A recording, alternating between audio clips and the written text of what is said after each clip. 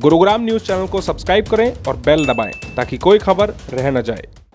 नमस्कार, मैं हूं सुनील यादव और स्वागत है आपका गुरुग्राम न्यूज में, जहां हम दिखाते हैं खबरें सिर्फ आपके शहर की। स्कूल फीस को लेकर लगातार विरोध प्रदर्शन बढ़ता जा रहा है। पेरेंट्स ये कह रहे हैं कि कोरोना काल में जब उनके सैलरी आधी हो गई है, उनकी जॉब चली गई है, जब बच्चे स्कूल नहीं जा रहे हैं, घर से ऑनलाइन पढ़ रहे हैं, तो ऐसे में स्कूल अपनी मनमानी कर उन पर क्यों प्रेशर बढ़ा रहे हैं कि उनको एनुअल फीस देनी है। इसको लेकर लगातार जो पेरेंट्स हैं वो लगातार सरकारी अधिकारियों के दफ्तरों के चक्कर काट रहे हैं, लेकिन उनको कोई संतोषजनक जवाब नहीं मिल रहा है। इस समय हम गुरुग्राम के मिनी सचिवालय में हैं। 5वें फ्लोर पर जिला शिक्षा अधिकारी का ऑफिस है। जो पेरेंट्स हैं यहाँ पर आए हुए हैं, ग्रीनवुड पब्लिक स्कूल जो कि सेक्टर 9 में है, उनमें इनके बच्चे पढ़ते हैं और यहाँ पर ये लोग आए हैं, सरकारी अधिकारियों से मिलने आए थे। डीसी साहब के पास मिले तो उन्होंने डीओ के पास भेज दिया, लेकिन यहाँ पर अब बोल रहे हैं कि डीओ ऑफिस में कोई भी नहीं है और काफ़ी परेशानी इस तरह की लगातार बढ़ती जा रही है, क्योंकि पेरेंट्स काफ़ी परेशान है इस चीज़ को लेकर कि वो कोरोना काल में अपने घर का खर्च चलाएं या फिर स्कूलों के जेब जो है वो भरे। अब आरोप जो है लगातार लगाए जा रहे हैं कि क्यों आखिरकार स्कूल फीस ले रहा है, जब बच्चे घर से ही पढ़ रहे हैं, स्कूल का किसी भी चीज़ को वो इस्तेमाल नहीं कर रहे हैं, तो क्यों आखिरकार पेरेंट्स पर इस तरह का बोझ डाला जा रहा है। जो पेरेंट्स हैं उन्हीं से हम बात कर लेते हैं। आज आप लोग आए हैं यहाँ अधिकारियों से मिलने, क्या कुछ बात हुई है आपकी और स्कूल की तरफ से क्या कुछ कहा जाता है? मेरा नाम जयप्रकाश है। मेरे बच्चे ग्रीनवुड पब्लिक स्कूल सेक्टर 9 में 9th क्लास में मेरी बिटिया पढ़ती है। हम अब नहीं कम से कम 10-15 बार तो यहाँ आ चुके हैं और लगातार फ्राइडे को हम डीओ मैडम से मिले थे। उन्होंने आश्वासन दिया था कि एनुअल चार्ज किसी ने पे नहीं करना है और आप लोगों के बच्चों के रिजल्ट जारी कर दिए जाएंगे। आज हम स्कूल प्रशासन के वहाँ पहुँचे, स्कूल में पहुँचे तो वहाँ के मैनेजमेंट कहती है कि annual charge plus tuition fees आपने पूरी पे करनी पड़ी, तभी आपके बच्चों के रिजल्ट दिए जाएंगे।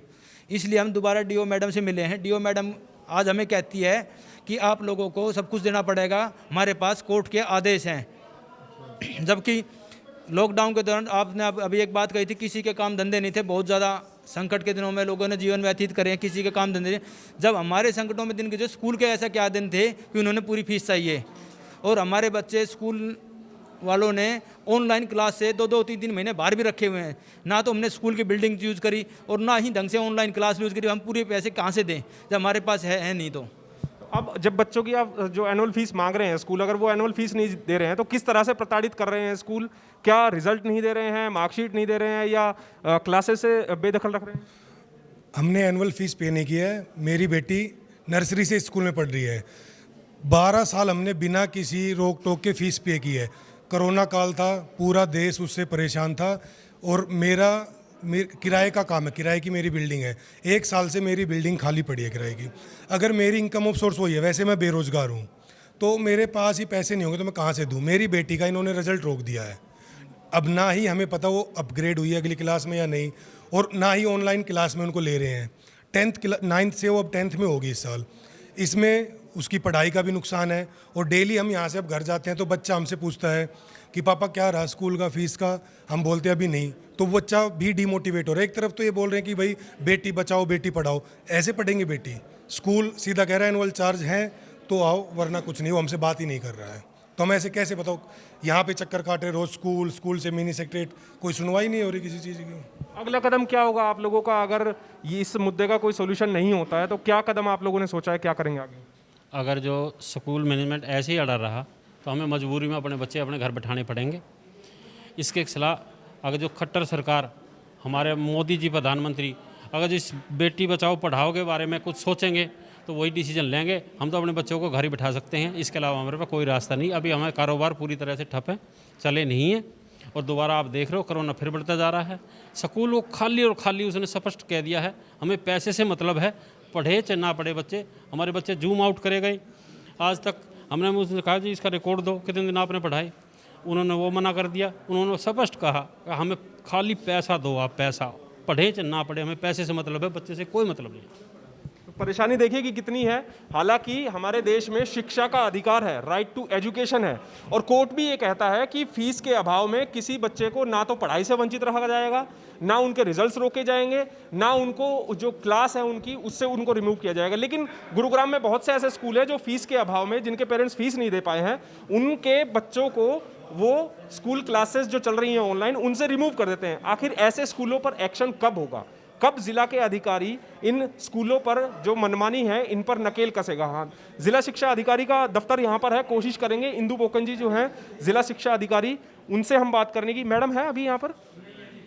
तो दोपहर के तकरीबन 1:30 बज रहे हैं, लेकिन दफ्तर में जिला शिक्षा अधिकारी नहीं है। पेरेंट्स यहाँ पर पहुंचे हुए हैं, पिछले 1.5 घंटे से ये लोग यहाँ पर खड़े हैं, लेकिन दफ्तर में जिला शिक्षा अधिकारी नहीं है, जिसके पास इनको शिकायत लेकर ये लोग आए हैं।